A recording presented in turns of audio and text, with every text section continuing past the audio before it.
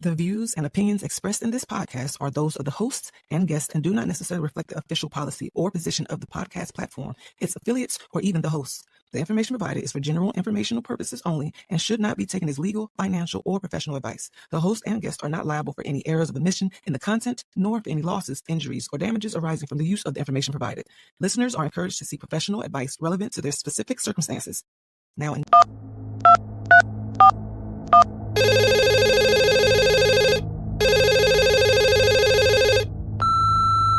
You are now running with scissors. Let's go.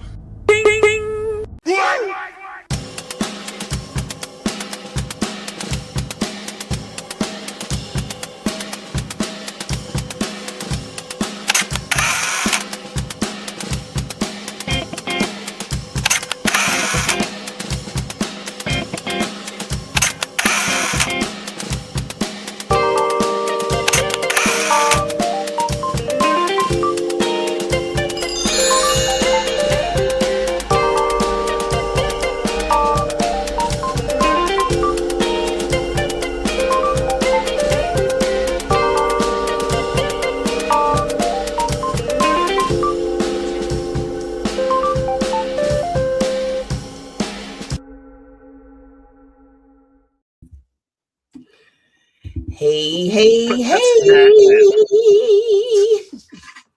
That was mad soulful, by the way. Mad soulful. I sometimes you're not gonna hold a little note every now and again. Oh, you was holding it. You had it. Oh, you got the muscles out today. Okay, Jesus. Go ahead. Oh, okay, Jesus. You know you got fans out there, E. So Look, man, Sun's out, guns out. I get it.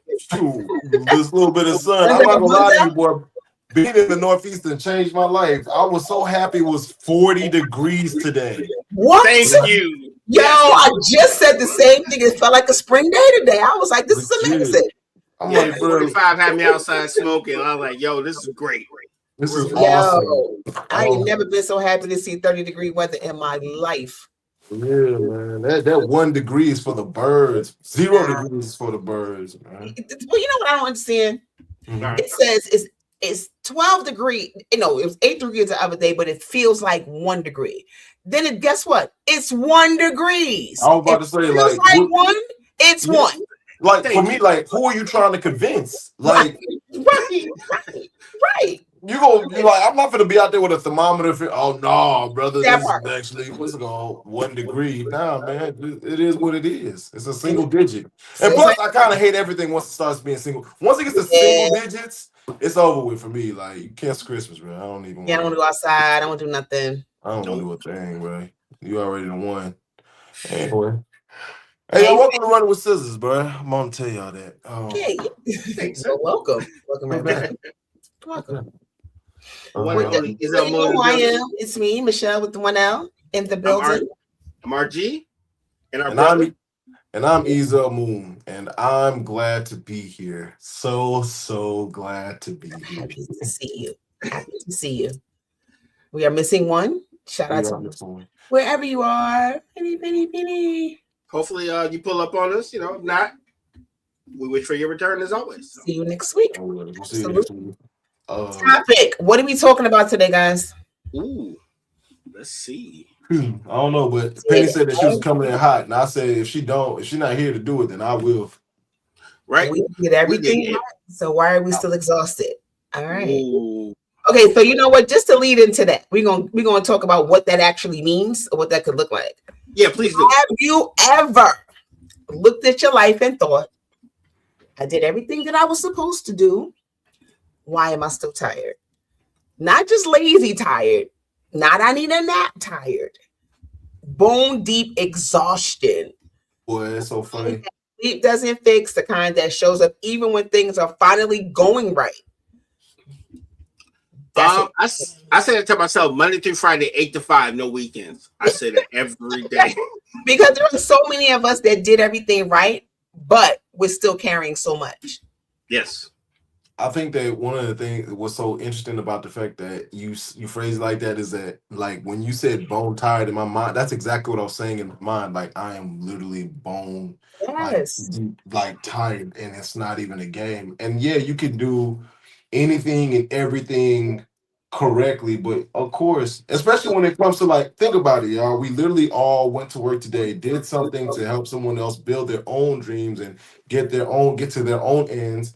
And then we decide to, all right, well, we're going to take another step forward and try to build our own dream and get to our Right. own things. You know what I mean? So it's Yeah. like, of course, you're going to be tired. You're literally burning the candle from both ends. Now, imagine having to throw on another job, having to throw on being a parent, having to throw on, just being a good person and actually helping your fellow man. You're burning the candle on 5 different ends. And Oh, Yeah. then and you listen, forgot about your personal relationship with your significant other. That's It's oof, still and it, another whole job within itself. So, having a significant other is in fact its own job, but that one comes with amazing benefits. Like, well, having the right significant other comes with amazing benefits. and it should. Yeah, It yeah, should. it should, Because it if it should. doesn't, that's a problem. For sure, for sure. I wouldn't know nothing about those problems though. You know what I'm saying? Because I mean, yeah, me neither right now. Anyway. But you know what's so good? Because you know what? We all get tired. And we're not yeah, even talking about just like I wanted to take a nap. Because you can take a nap and get up and still be tired. yes, mentally. It's mentally, mentally exhausted. Like, because a lot of us are out here surviving, what's up? not necessarily thriving, but surviving. Right. We just do it better than most. But yeah, I think that I Do think we we do have it better or we make it look better? we made it both. look better. Yeah, And we made it we look made it better. look better. We made But it you know, look because when the better. cameras are off and nobody's looking, we might be boiled up in the bed like, how you ain't do this no more? Yeah, yeah. You get to go to bed on time? Whoa. I'm No, still jealous. Like, yeah, right. never. There's a bed. Sleep. I'm just saying. What is But you know what? that? A lot of that comes from that whole. We are just finally getting to a space where we're realizing that how heavy the load has actually how heavy the load has always been. Mm-hmm. Not that we're doing anything wrong, it's just that we're carrying a lot. Right. It's also kind of Sometimes interesting. it sinks in. You're like, holy crap. You know, it's a holy crap moment. Yeah, because you don't want to beat yourself up, because then you start to think about, damn, what am I doing wrong that this load is so heavy? I must be doing something wrong. I don't think that it's like that we're doing something wrong. I just truly and honestly believe that even when you choose to do right, it's going to be difficult. Like, making a decision to not be lazy is always going to have a certain level of difficulty. Making a decision to, like, push forward past anything is always going to come with a certain level of difficulty, because you're choosing not to be stagnant. Like, Yeah. the easiest place to be in is in a place of complacency, a place of laziness. Easiest places be in the places of just stagnation. And every time you choose, no, I'm not gonna do that. I'm gonna try to progress in some kind of way, shape, or form. Well, guess what? You're gonna have to deal with the level of difficulty. Like, it's one thing that I've seen a lot more of that.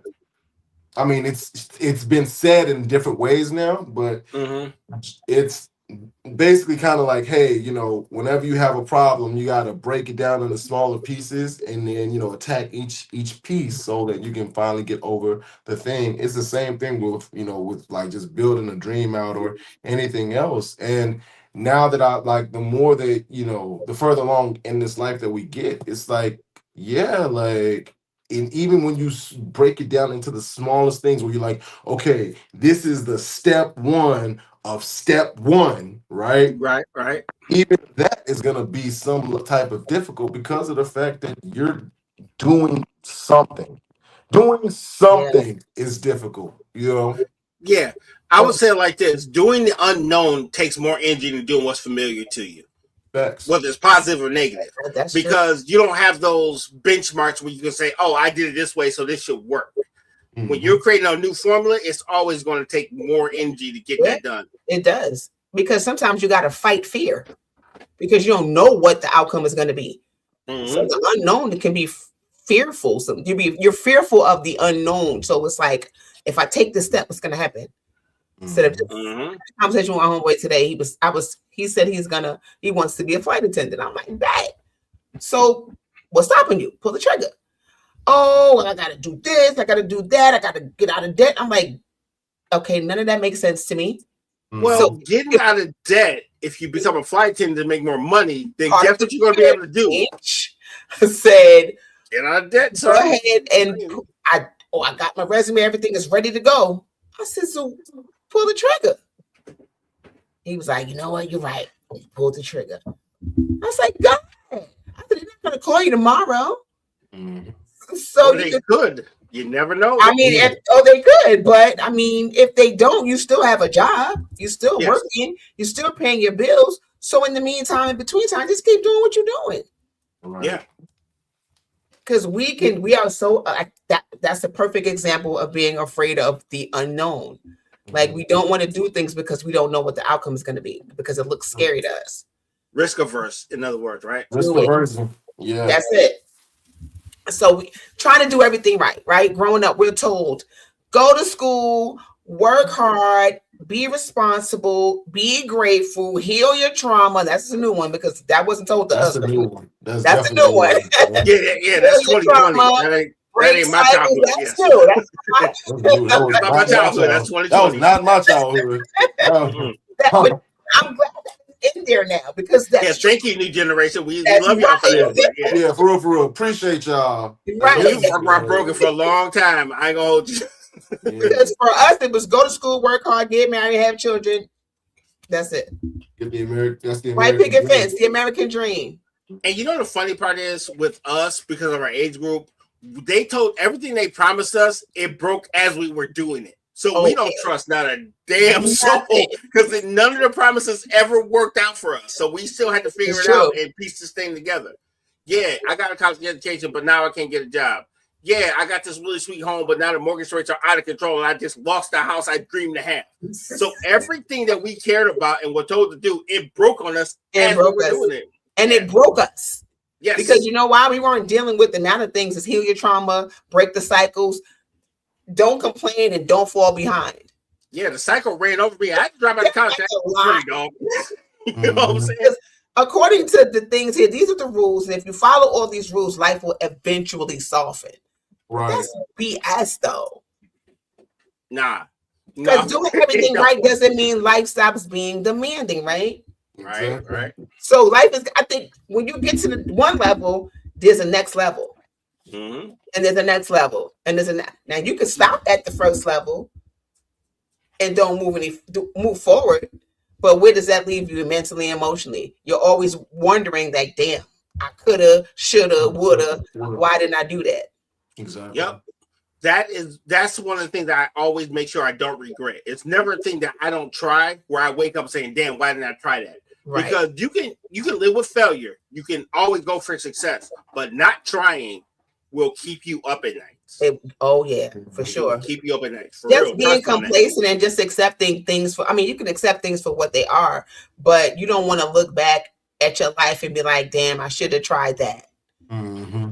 Right. That's the worst feeling. I mean, I don't know. Well, I guess that is a kind of a regret, but you don't want to have that. I don't live with any regrets. Yeah. I mean, everything that I've been through in my life has made me who I am today, but I also feel like there's more to life for me.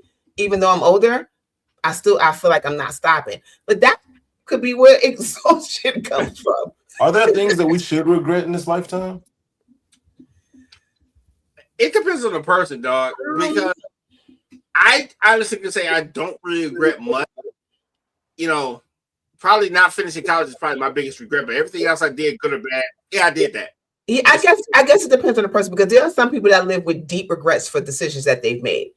Yeah. I mean, I guess for me, the only regrets that I may have if I did something to hurt someone. Mm-hmm. Yeah, I regret that. Yeah. You know what I mean? So outside of that, I don't live with any regrets. I mean, if you're a horrible person and you just around here just doing all kind of horrible things to people, then you should be regretting just being born. So I was born. Right. Yeah. Oh, I almost forgot. To the ones I hurt intentionally, I do not regret it. You deserved it. It was on purpose. It was on purpose. I did it on purpose, and you deserve it. You still deserve it. You deserve more. I hope you get it from somebody else, because you will never be able to get in contact with me ever again. You deserve it. You. Yes, you. I know you watching. You. And if you agree with this guy, there's this website called NAMD. It's called the National Alliance of Mental Health. NAMD.org. You can just log in. You can get that fixed. I'm not sure if this can help this guy, but you can get help. It does sound like a mental something going on, breakdown just now. Yeah. No, so if you sound like this guy, get you some help. It'll be cool. It's free. You can get all the resources you want. I'm just saying. Look, I'm just gonna be honest with those y'all that are part of the audience that really know that some people deserve it. They do deserve it. Like I said, like it just is what it is. Some of y'all don't. I wouldn't say you were wrong, but you can't be on that same energy for the rest of your life. That's all. No. I ain't say you was wrong. I agree. Now there are people that deserve whatever they got.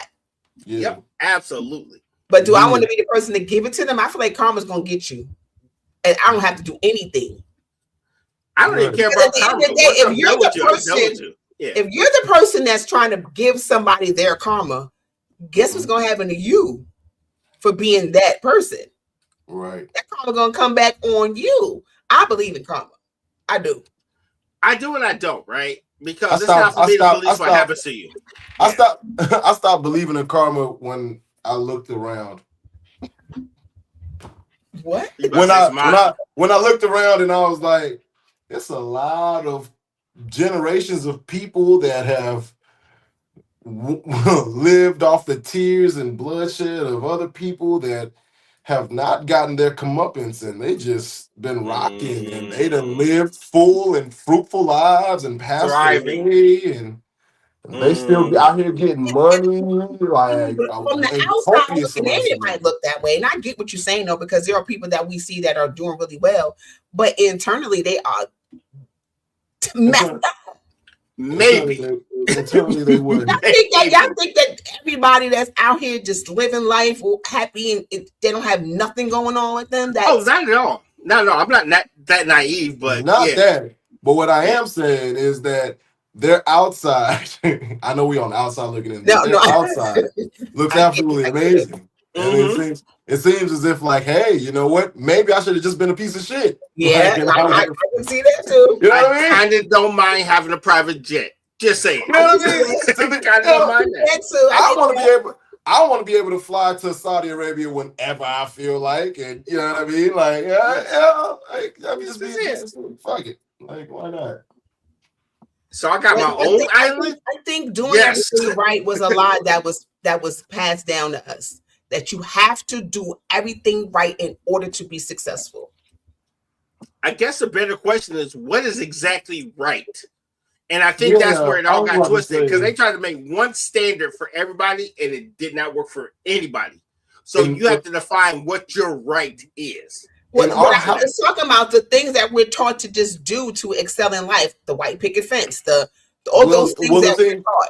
Well, it looks different for different households, right? Because in the household I came from, what we were told was you need to be a doctor, lawyer, or engineer, and that's that really. No one said, hey, you need to invest your money wisely. No one said, hey, you need to go get land and hold it, and you know what I'm saying. No one said you need to find different revenue streams to be able to, you know. Because no one looked at success that way, because the dream of success was sold so differently to the generation that came before us, really. So it's like, I mean, now it's like, oh, okay, well, we see it look differently in different places. And oddly enough, the people who deserve the most karma are the ones who clearly have the greatest of success. And well, I'll say it like this, dude. We were always on the listen to me now, believe me later on. Because a lot of people that told us to do this stuff never actually accomplished it themselves. And I don't think we gave them enough credibility for what they were telling us. So we started late. You know what I'm saying? In some respects. Parents put a lot of pressure on their kids, because as a parent, you want it's always, I want my kids to do better than me. Absolutely. So that's an added pressure now we're putting on them.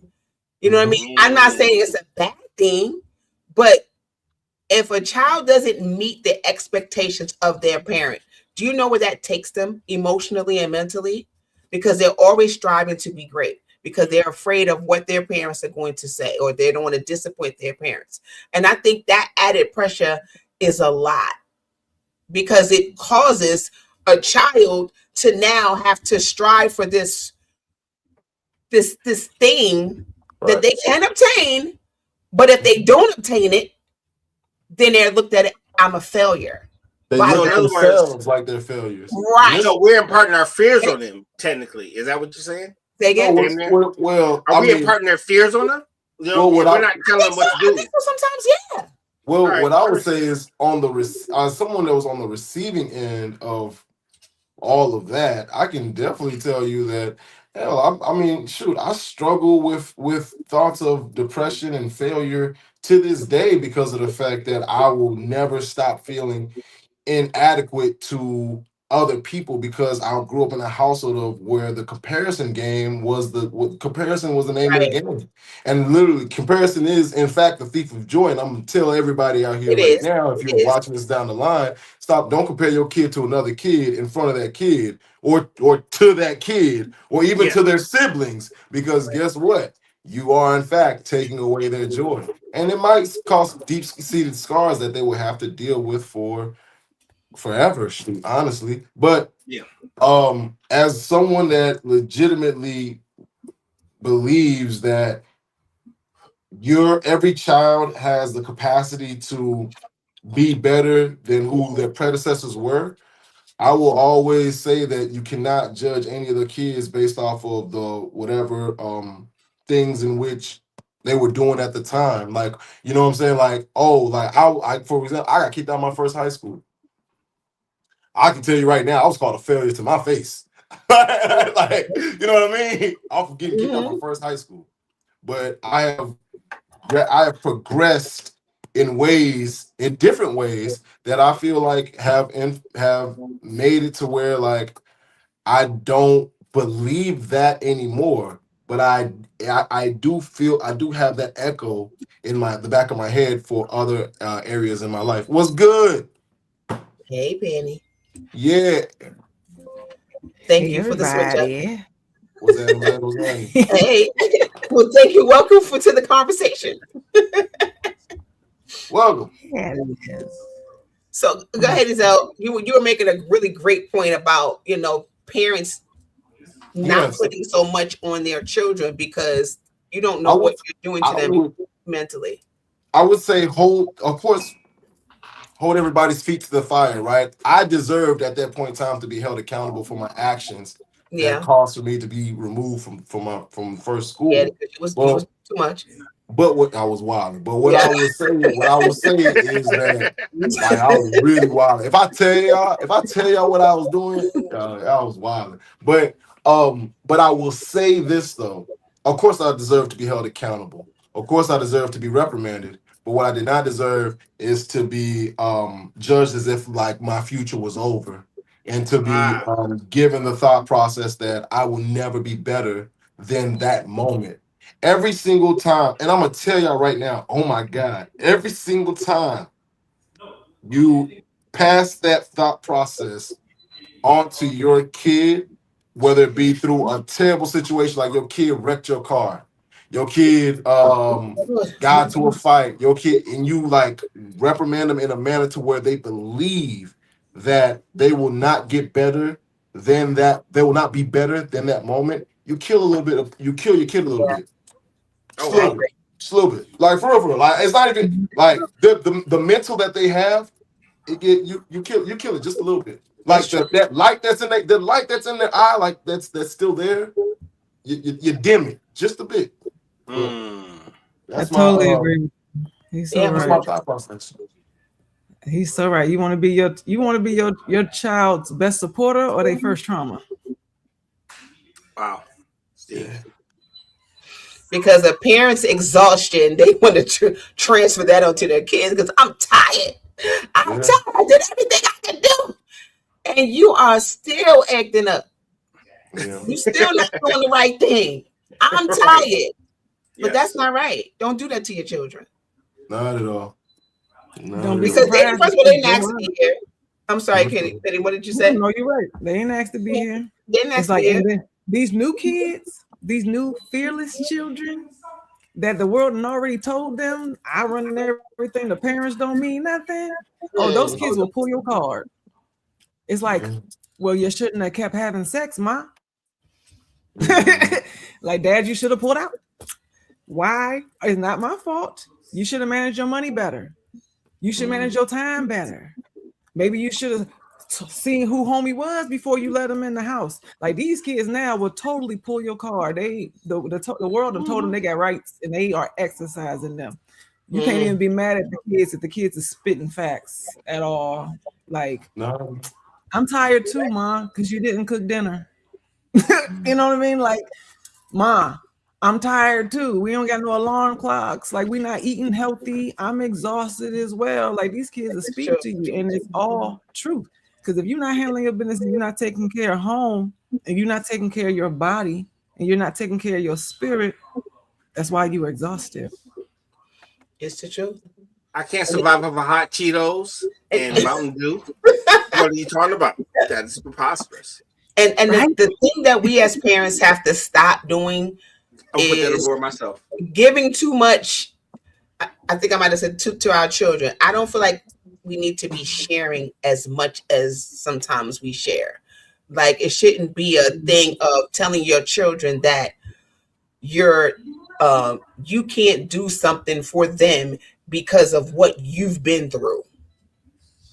And what about me? I've been through. I would push back, right? I push back a little bit because sometimes your kids don't understand why things don't happen. So sometimes you have to like, look, dog, I didn't get no overtime check, so PS5 going. No, I don't mean that. I don't mean that. I don't mean that. Yeah. As far as you can't afford to buy something for them. I'm just saying. Sometimes you have to be. These is children. You don't explain nothing to your children. You don't have to explain. But see, that's the problem. No, that's exactly the problem. No. Okay, go ahead. That's the problem. I'm totally about talking to your children and keeping it real. I'm going into the extreme of being too real and too honest. Your children should not already understand that you can't keep a stable household and that the bills are up and down, because that makes them feel insecure on a deeper level, that their basic needs are not being met because you talk too much. Those kids do not know the numbers on that check. But I felt like if I promise them to my children and I don't produce, I owe them an explanation on why I was not able to do it. Because one thing I am about is by keeping my word. So if I say, hey, dog, I'm going to get you this, I'm going to tell you why I can get you. I'm going to make sure I take care of it. No, I understand that, but we as adults and parents, we are loyal to ourselves and we are honest. We want to keep our word, but the truth still is you are the authority figure and you don't have to explain nothing to your job. You don't have to explain nothing to your children, because they still will fall in line with whatever it is that you bring in and whatever that you can't do. And sometimes they're not even asking. And when truth be told, especially with these new kids, they shouldn't come to you and be like, well, why didn't you give that to me? Why did you not follow through? The thing is, I would love if I would hope that our kids would in fact do that. That way we understand that these kids have a mindset to be inquisitive. That way we understand that these kids that way we can teach them through the action of like, oh, okay, well, look, let me go ahead and explain to you why this didn't take place. Look, I couldn't buy you that PS5 because your father could not get what was necessary to get it. But I will tell you this. Because I didn't do it, how I'm gonna make amends is that by the time I have the ability to buy that PS5, I will also include a game. I'm holding myself accountable, and I'm also setting a higher standard for myself, so that I not only get that bar that was first set, but I also go above and beyond and get something else. That way, through my actions, through my explanation, you yourself will in fact will take from that, gleam off of that, and say, okay, well, you know what? If ever I'm in a situation to where I fall short of something, I not only I can redo it. But I go above and beyond it. That is what I would hope. Especially if you made a promise to your child. That's why you shouldn't. One, promises you can't always keep because life does things, right? But because one thing is that if you over exercise that, right? Because I get what you're saying as far as like transparency and honesty and showing them in real time how to handle challenges. That has a thing, but you do have to pick and choose, and you should not. I learned the hard way that you do not tell your children every single thing that adults go through, because the thing is, I'm with you on that. Because the kids will help. The kids will hold you accountable, right? Let's say that you apologize 3 times this season. The kids remember, okay, now you can't follow through and they don't trust your word.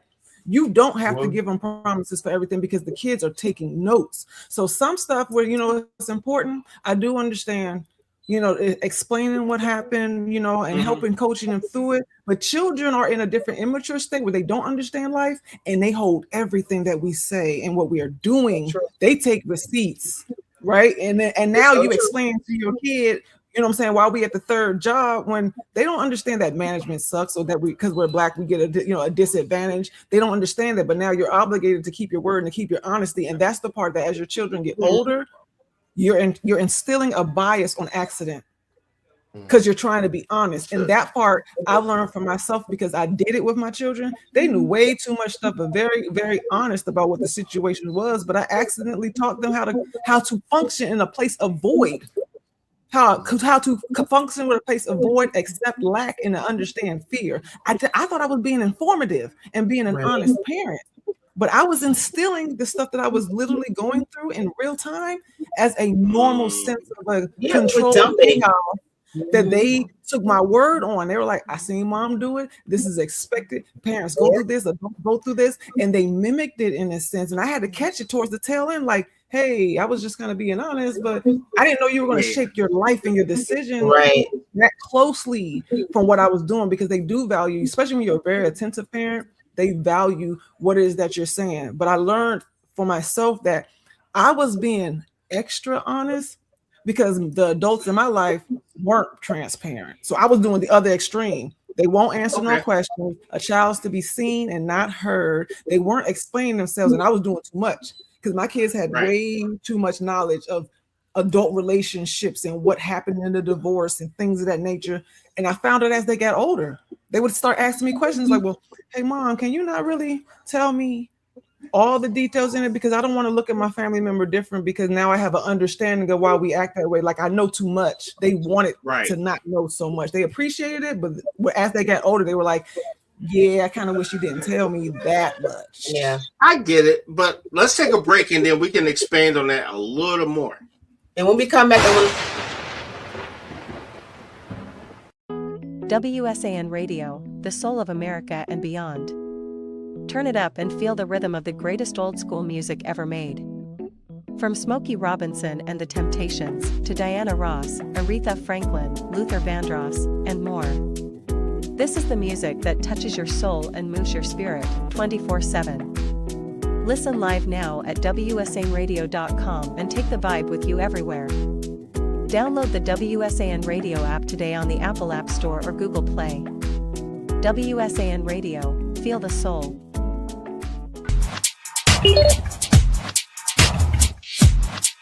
Got me together with this 2-piece. It's the good leggings, no see-through business.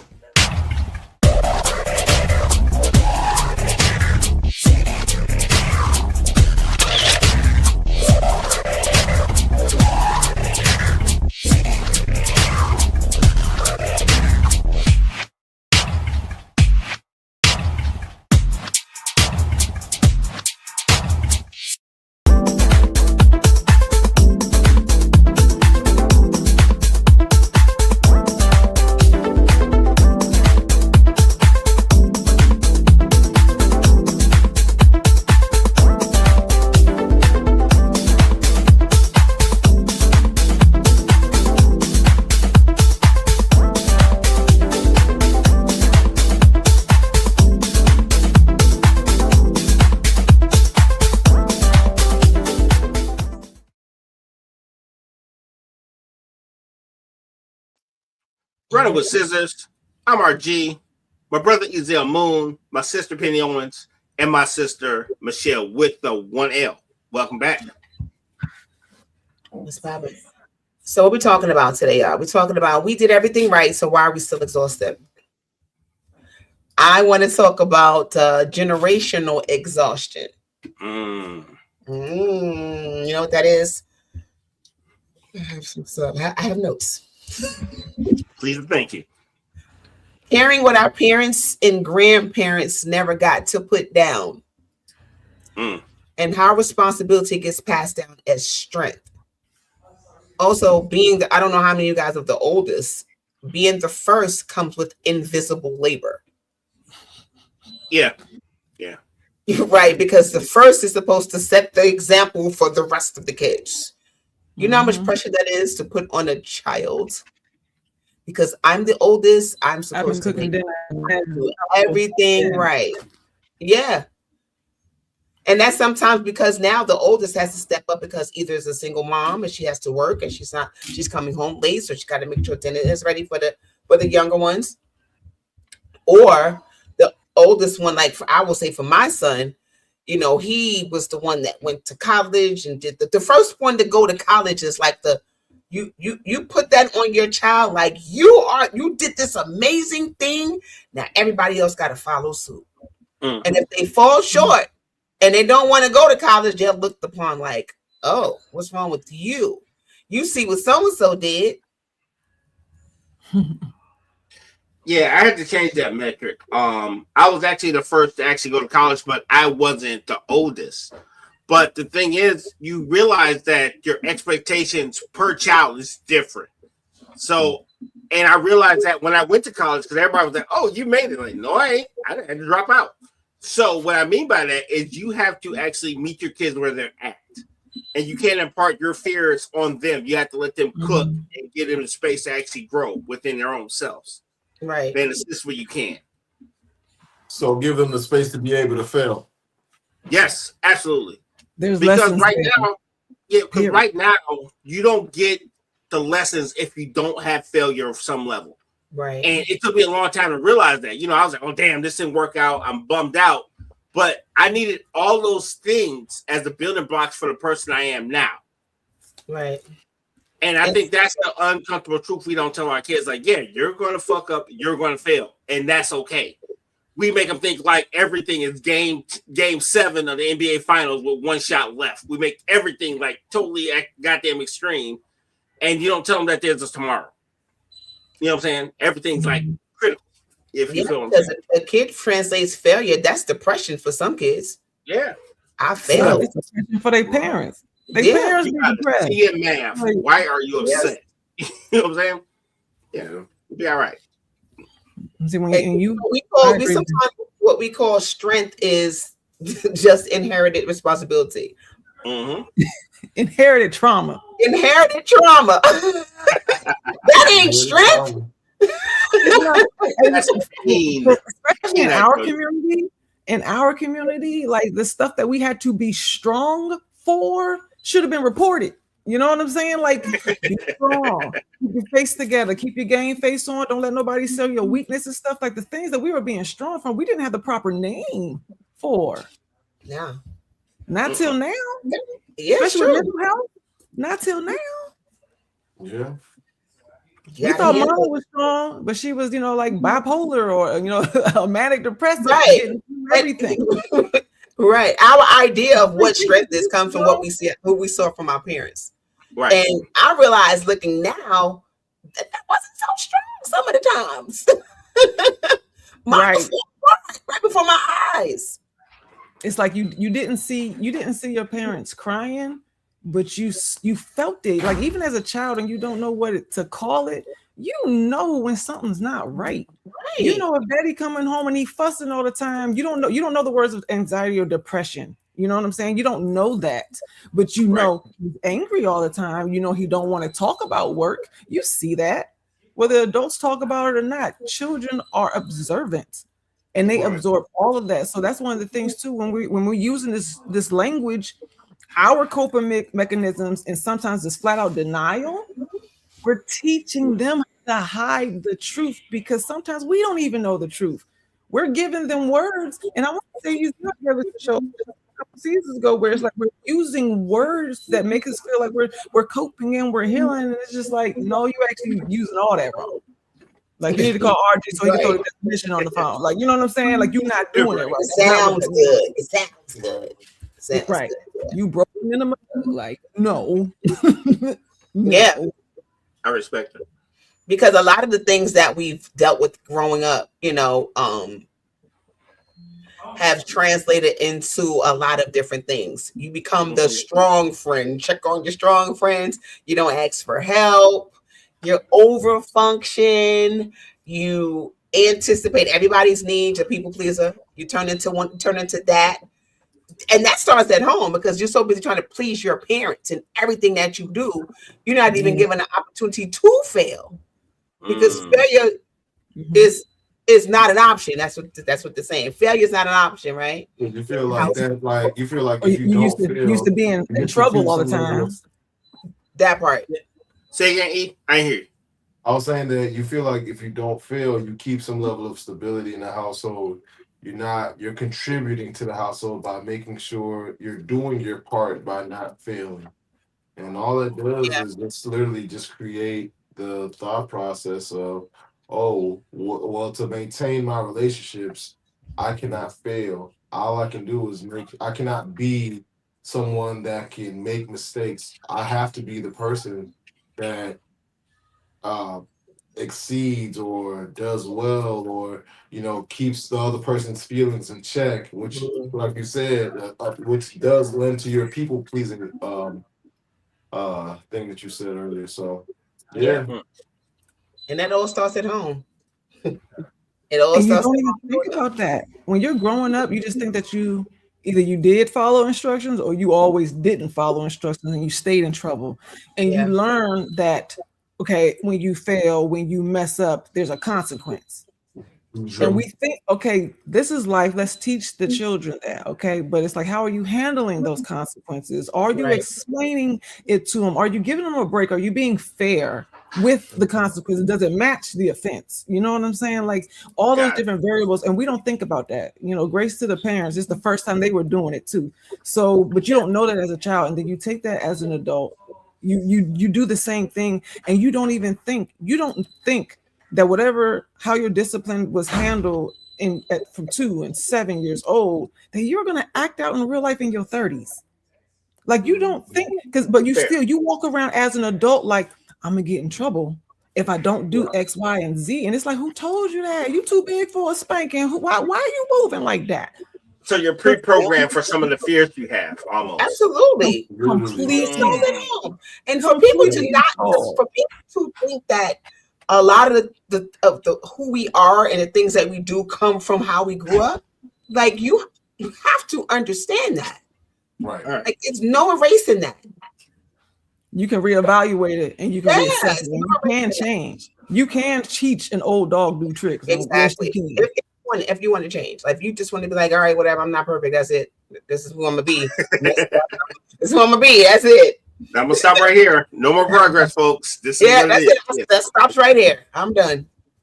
If I gotta do any more work, I don't want to do it. Failure is a harsh word. Like we also teach the kids that the whole positive and negative and imperfection and never. Those aren't real.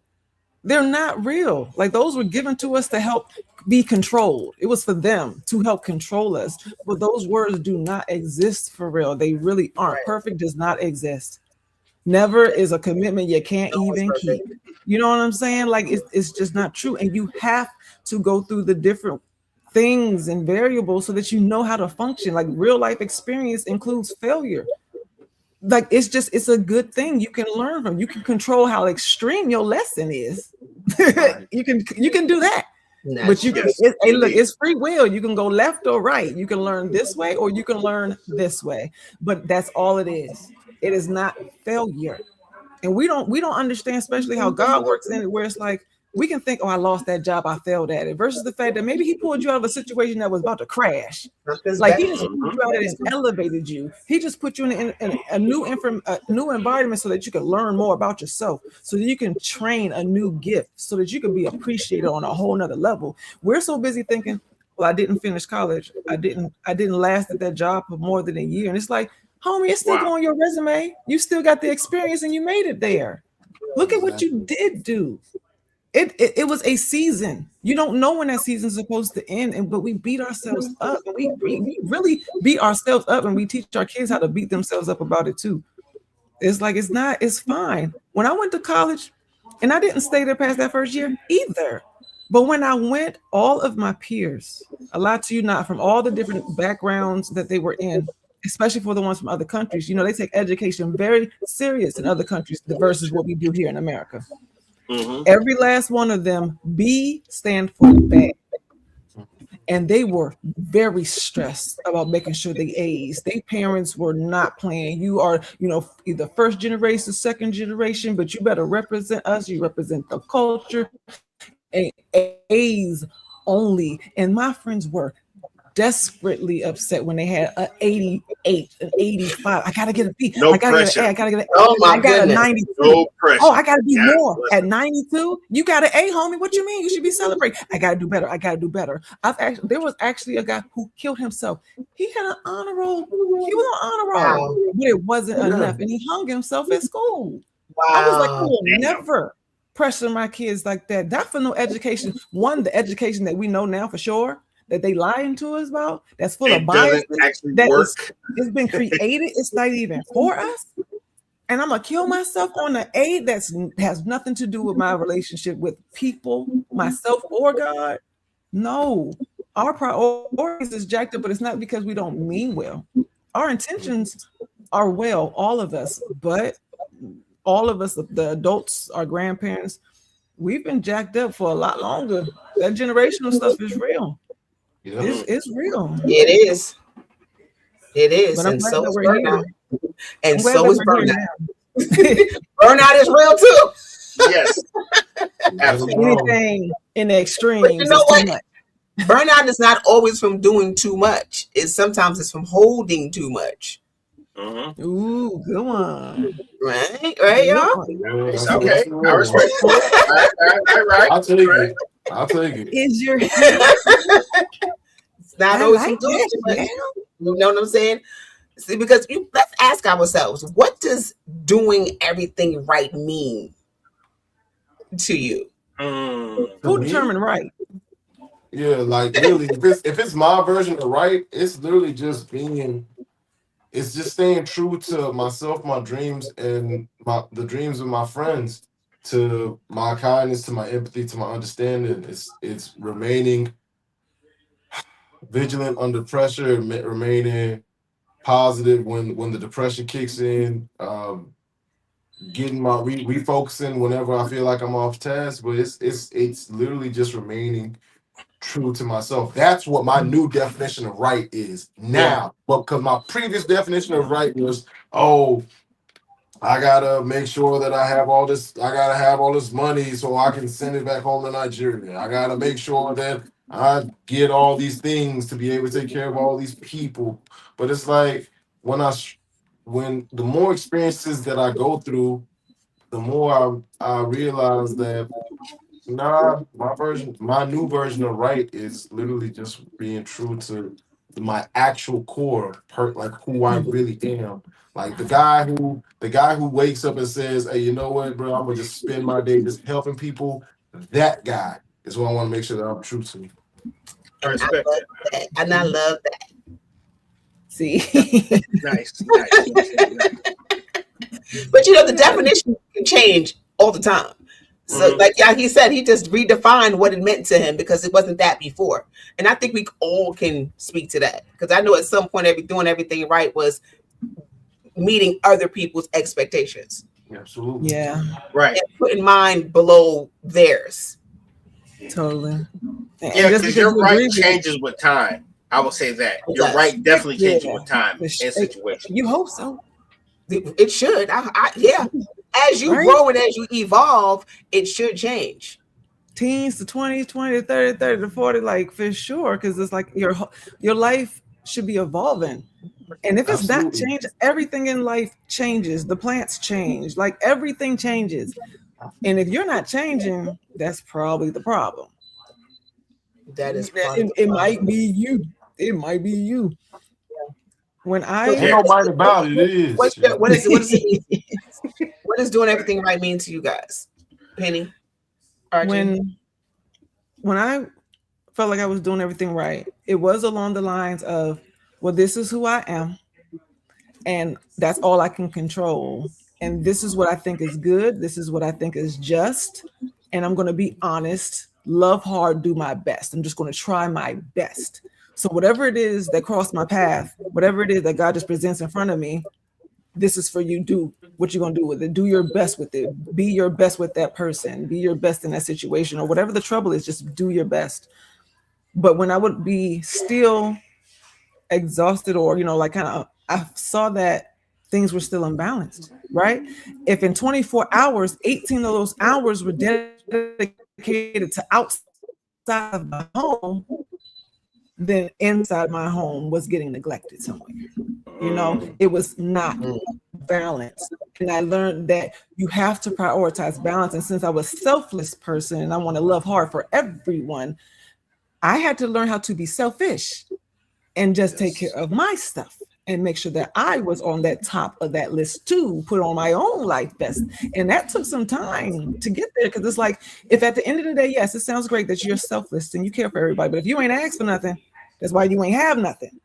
If you gave everything you got, that's why you have nothing. And it just made sense. It's like, well, you ain't asked for nothing, you ain't asked for no help, you're doing it all by yourself and you're exhausted. It's because that's exactly what you asked for. And you didn't realize that you're going to get exactly. Congratulations, you got what you asked for, whether you want to do it or not. Exactly what you asked for. But I see that with the exhaustion, like with all the things that I'm juggling and balancing now, anytime I feel off, it's because I am slipping out of alignment with God. Because I am over paying attention to my responsibilities and my loyalty and my commitments, and I'm not making sure that at the beginning of the day, before I touch that phone, I better talk to God. I better say thank you at the end of the night. I better make sure I pray over my decisions and keep that discernment straight. Anytime that I'm not doing that first, in all areas, in all realms, personally, professionally, spiritually, I feel a little off. Every single time, all these years. Anytime I'm off, did I start slipping in that department? Every single time. And I can think I'm doing good. I'm helping more. I'm being responsible. But be careful what you ask for. You want to focus on work, so now you got more work. You want to fix your bills and get your, like, you need more money. You want to fix your bills because it's going down. I'm not meeting it. That's your focus. Now your priority is on the money. Now, and I've definitely learned God will provide everything. For everything. So you ain't got to kill yourself to help. I would say mine's changed over the years. I think when I was a younger person, it was pretty much be a good son, get an education, and try to start your life and make this money so I can give it back to my fam. Kind of like Ezel, but in a little bit different way. I just had this goal of like making enough money where everybody could chill, because I felt like that was the one thing we could never get back was time. And I always felt, even when I was younger, the clock was ticking, and I was just trying to see if I could get the bag before we started losing folks. Didn't quite work out. But that changed after I took on a wife and a kid. So it became less about my personal goals to bring everybody up, more about making sure these kids were raised. And that was my focus for, I would say, about 20 years, to make sure they at least had a childhood. They knew how it felt to have a dog, pick a fence, because those are all the things that were afforded to me. So I made sure at least they had that or better. But now that everyone's big, I've switched again. So now I've went back to being the kid at heart and trying to find this higher self. And I would say that's where my good is right now. It's pretty much, now that I've gotten through these things, that I've gotten these trials and all these lessons, now it's trying to figure out who the hell Royal Gaines actually is and what it's that part. Yeah, because I've given most of my life to other people, but now it's time to kind of give back to myself. Because I feel like the best part of me gives the world something better. So that's what I'm at. That's my good right now. I love how you said that. The best part of me gives the world something better. It's one of those hard things to learn for yourself. When you think that, when you know, especially when you are focused and passionate about helping people, like how we are, nothing in your mind says that you're doing anything wrong. Nothing in your mind would tell you to slow down or say no to this, because you're like, I'm trying to help. I'm trying to, you know what I'm saying? I'm trying to really do some things. I'm trying to make this mark for other people, and I'm creating a legacy in real time. So nothing tells you it's too much or it's imbalanced. But the truth is, if it's not balanced, it's not balanced. Isn't that Period. discernment, And as people say and use loosely? That's discernment, I believe. It is. Being able to you know figure what? out Discernment. Yeah. I say honesty. Because a lot of us, Right. we give that, if we think it's positive, then we don't put it on the list of things that may be causing an obstacle. Because we just excuse it. I'm helping people. Like I don't have to stop. I'm helping people. Yeah. I can work 6 days a But are week. I you can helping use a late yourself? phone call. I'm helping people. I'm helping people, but I'm neglecting my own needs. Mhm. Yeah. Yeah. Even if you think I don't need nothing, because I hear that a lot from, especially for helpful people. I don't need nothing. I don't need nothing. But the truth is, if you can still feel it in your chest that something's missing, then be honest. I might need something. Because a lot of times when we say I don't need nothing, it's because we are used to not getting what we need. We're used to not being heard. We are used to not having options. And that's some childhood stuff most times. So you have trained yourself to be humble. I don't need much. I'm going to be simple and meek. But it's like, but the Lord is telling you, you're going without things. Like I'm bringing blessings to you and you're turning it down because you're trying to be humble, because you're trying to be sweet. And it's like, I'm trying to give you more. You don't have to be, meek and without things. I'm trying to give you love. I'm trying to give you friendship. I'm trying to give you opportunities, and you turned it down and you're calling yourself humble versus the fact that you are missing the blessings that God is trying to elevate with you. And we do that a lot, especially as good people and kind people who love other people. We think we're supposed to be without. And that's something else that was taught to us. We were taught these issues, even in the sake of good and righteousness. We were taught that, yeah, you don't ask for nothing. You just keep your head down, you know what I mean? And keep moving. And it's just like, no, God, he uses everybody. And you could definitely use the money. You can be praised and you can just help a lot of people. And you got to trust yourself. If I had $1 million, am I going to waste it?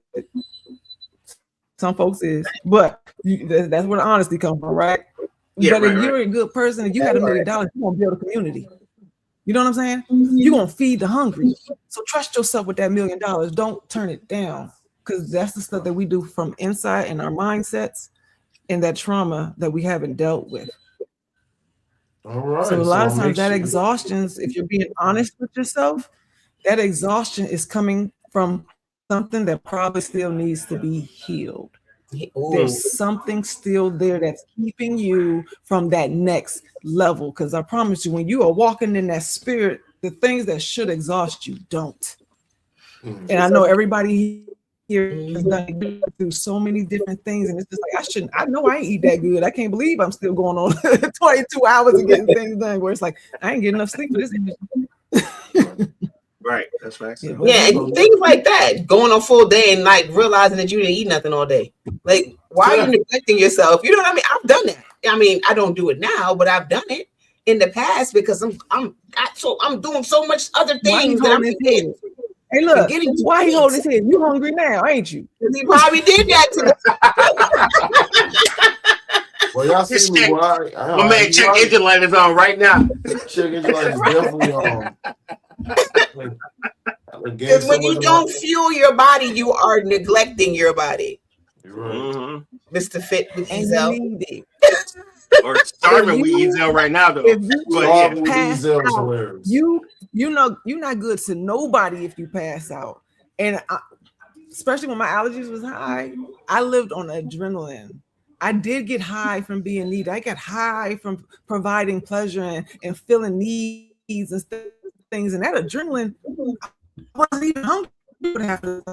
I would just move and get things. I'm handling business. I'm helping people. I'm handling business and just keep going. And you genuinely don't be hungry. But that adrenaline, I'm surprised we ain't just burnt out all our senses for real. You know what I'm saying? You learn to function in that chaos. And you don't. But then when you come home, or once you help that last person, once you turn the business hours off, back to the pre-scheduled program, and you crash something crazy. Yeah. I've been there. You be like, I'll be like, it'd be 9:00, and I go, what did I eat today? Mm-hmm. I'm like, wait, how is that okay? It's not. Not at all. You got to be intentional. It's like, but that's when it helps with people in your circle too. That's why it helps with having good people in your circle, because they're going to be the ones that be like, Here you go, bro. Eat. You know what I'm saying? Like they already know your routine. They know you woke up with your feet on the ground running, and they're gonna make sure that you eat. They're gonna remind you to do this, to take care of yourself. But when we are by ourselves, you don't have the blessing of other people to watch you from the observant and perspective to really make sure that you take care of you. Right. You know, you get that circle because they're gonna make sure they lift you up and they're gonna make sure that you don't crash. You don't have that when you're by yourself. Yeah, burnout is a real thing. About that time, folks. We got it now, though. We got it. Yeah. So y'all out there making TV land, y'all make sure y'all get yours. And for all y'all who didn't eat, go get something to eat. Let it be good. Go get something to eat right now. Because I know you didn't eat. And what he say? Let it not be hot Cheetos and soda. Yeah, no Mountain Dew, no Cheetos. Nutritional. Yeah, don't just go eat anything either. Something that's going to be nutritional for your nutritious for your body. And delicious. Nutritious and delicious. That part. Your body is your temple. Use it properly. Thanks. No chocolate for me, but yeah, about okay. And I need everybody out there to be gentle with yourself, because you know. Yes. Remember that the food that you eat today, it dictates the performance of you for tomorrow. We're so used to eating, and we don't understand that you're kind of eating in retrograde to fix the damage that you've already caused your body and stuff back in the cup. So what you eat today does dictate your energy for tomorrow. It does. So yeah. If you didn't eat today too, you're already in the hole for tomorrow. You are. Damn. Because you gotta can you catch up? You gotta catch up. You can't really catch up because the day you gonna sleep with an IV in your arm or something. How do you catch up? You laughing. You laughing. This water don't sleep like it used to. I would. Okay, I would totally. I'd be in there joint hooked up getting IVs and like mashed potatoes and meatloaf. I'd wake up good. Mashed potatoes and meatloaf IVs is wild. I know that violates so many laws, and I don't even know about, but I know it violated something. It's just heinous work right there. Like, I used to be like, too. If you could just put me on a stick and rotate me and just feed me while I'm in bed, I'd be good. I'm just saying. But we need our rest, though. Our body needs to. Why do you have to rotate? That's the weird part. You like put her like rotate her like. I ain't trying to be distracted by actually eating. You know, have somebody else do it. Right. Drinking a glass of milk is really messy for you. I understand this now. You're rotating, fam. Am I the only one that sees this? I'm sorry. She said rotate me while I'm trying to sleep and eat. I'm trying to keep the blood circulating. You know how you sleeping real good, but you got to wake up and change positions or something. If I'm rotating, I ain't got to do that. I can just stay asleep. When they gonna put the IVs in your heels? You still need the IVs. Remember, we still got those. Like Jamie Summers, like the Bionic Woman or something like that. What the hell? I just want to say to all the people that are out there quietly carrying so much before we end this, it is time for you to be gentle with yourself because you've been strong for too long. Mm-hmm. Use the tools that we put back. Use the tools. There are places that will give you help. I joke about this, but I'm dead ass serious. Use the tools. If you don't have the tools, find the tools. That's what we're here for. So don't be afraid to find the help that you need to be the person you need to be. That part. And if you can Google Uber Eats, then you can you could get some help, right? Inquiring. Uber mental health. How about that? Even if you don't know what Uber mental health. Right. You can literally write that down.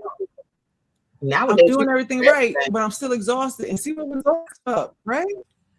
Like, just put in the question in your mind if you don't even know where to start, and you will get some option. Like, we live in the age of technology and information. There's no reason to be walking around ignorance at all.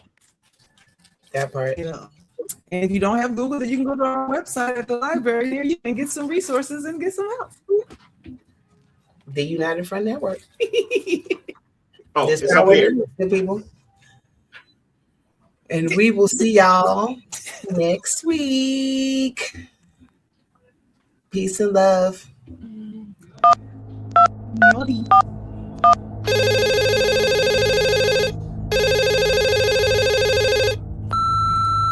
You are now running with scissors.